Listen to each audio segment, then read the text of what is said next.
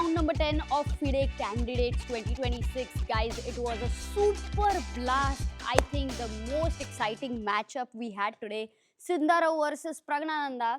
And, everybody had a hope that Prag might beat Sindarov. Maybe Anish wins his game over there, and maybe there will be a race, but nothing of that sort happened. I'm taking you right to this position over here.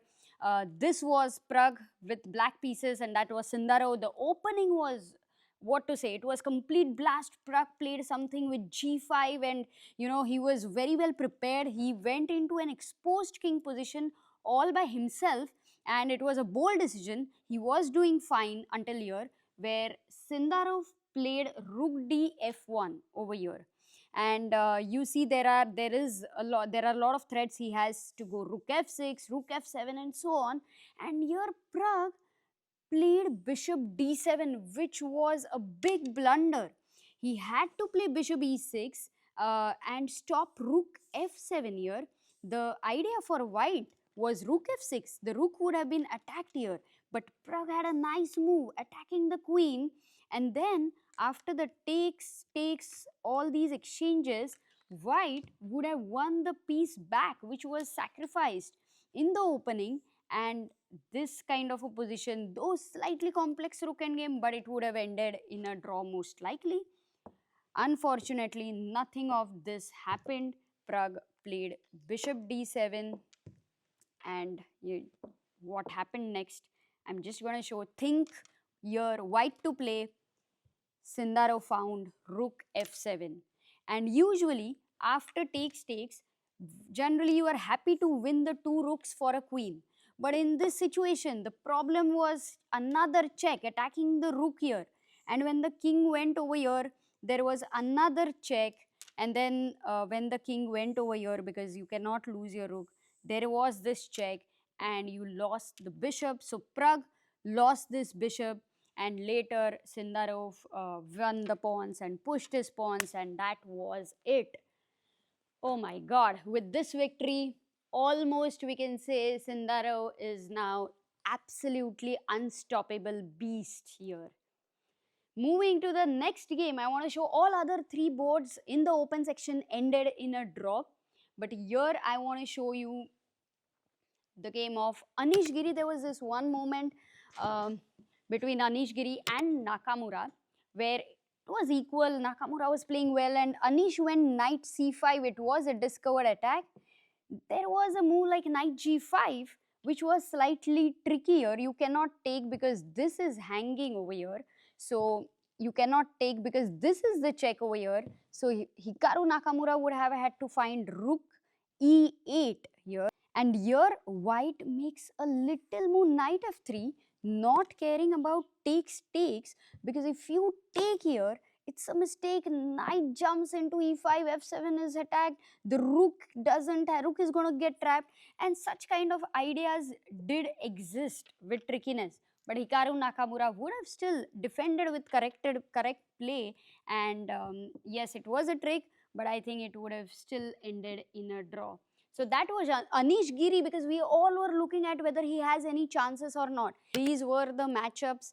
Bluebum drew against Esipenko, and Caruana drew against Wei. So that was the open section. Coming to women's section, it's a lot is happening. Vaishali drew her game, by the way. She was playing well. We don't know where she was playing. Over there, Vaishali was playing over there. She drew her game, and she is a sole leader because Zhu Jinner lost her game. Oh my god, that was a big result of the day. I would like to show you that this was Bibi Sara versus Zhu Jinner, an amazing matchup, and she was having a very nice night over here, Bibi Sara. There was this pawn which was a weakness, but the position was fine, it was quite complicated. Zhu Jinner went queen e8, wanting to give a check, win the rook. So Bibi Sara came back, defending this. Again, Zhu Jinner went here, threatening a check, winning the queen. King simply went here. The queen was attacked, and now queen f3. This was played. She went back, rook b8. A4 was played over here. Rook d8, a5. and the rook came to d5. So here white played knight d3, a calm, quiet move, and soon what happened was the rook moved and this rook attacked the queen. The rook again went back over here, and eventually this pawn was lost, leaving white with the two amazing passers, and she made another queen. There were two queens on the board. And that is how Bibi Sara beating Zhu Jinner is a big result, because that means Vaishali with her draw is now the sole leader.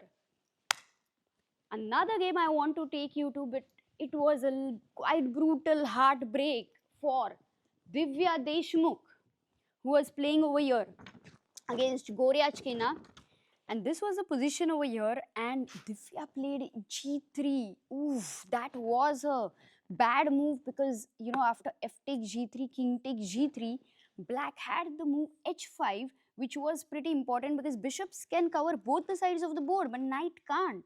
She did not play this. She played bishop b3, and here Divya again got a chance to give a check, give up this pawn, and win one pawn over here, win another pawn, and end it with the knight capturing this final pawn. But this was missed by Divya in time pressure. It's difficult to calculate all of this.